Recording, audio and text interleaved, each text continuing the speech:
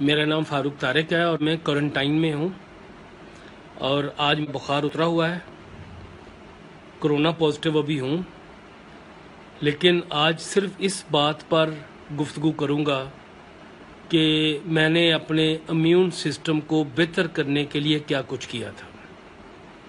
جیسے ہی مجھے corona positive کی علامات بخار کی صورت میں نظر آئی تو میری بیٹی جو ڈاکٹر ہے اس نے مجھے ایک کمرہ اور اس کمرے میں پھر انہوں نے مجھے کچھ چیزیں فوری طور پہ پرووائڈ کر دیں، جس میں جو ہے وہ آکسی میٹر تھا، تھرمامیٹر تھا، اس میں ویٹ مشین تھی، شوگر لیول چیک کرنے والی مشین تھی، اور اس کے علاوہ ہائی بلڈ پریشر کو چیک کرنے والی بھی مجھے مشین دے دی تاکہ میں اپنا اس تمام چیزوں کا بار بار چیک کرتا رہوں۔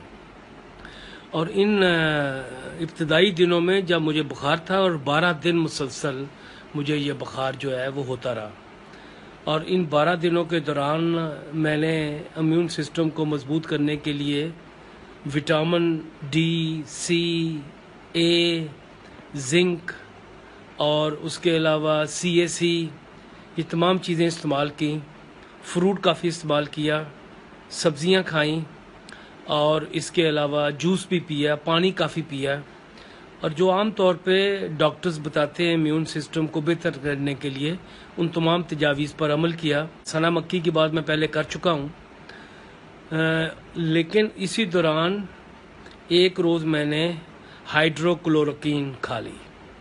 وہ رات میرے لیے بہت مشکل تھی۔ میری آپ سب کو یہ تجویز ہے کہ اگر آپ میں کرونا کی علامات ہیں تو کلوروکین کا استعمال نہ کریں۔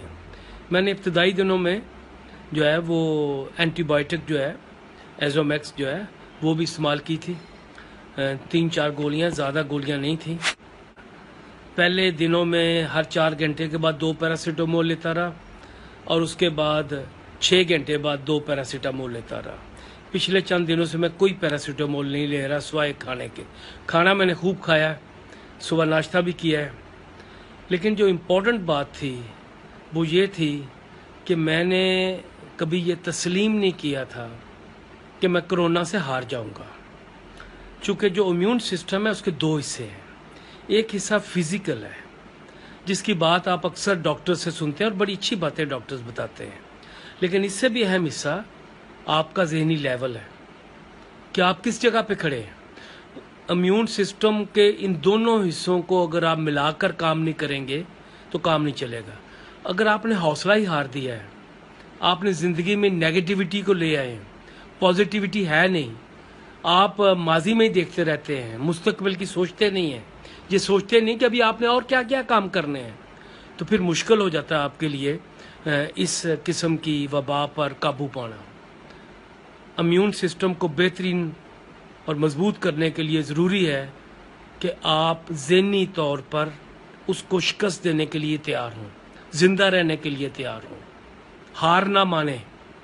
کبھی نہ سوچیں کہ میں گیا، میں نے ایک دن نہیں سوچا کہ میں گیا، کیوں؟ میں نے ابھی بڑے کام کرنے ہیں۔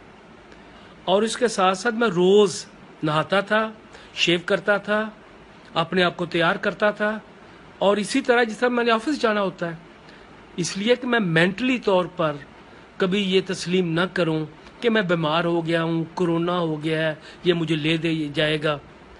چنانچہ سبزیوں، فروٹ، جوسز، وٹامنز کے استعمال کے ساتھ ساتھ ذہنی تیاری بڑی ضروری تھی، جس کی وجہ سے میرے خیال میں میں نے اس کرونا پر کنٹرول کرنے کی کوشش کی ہے۔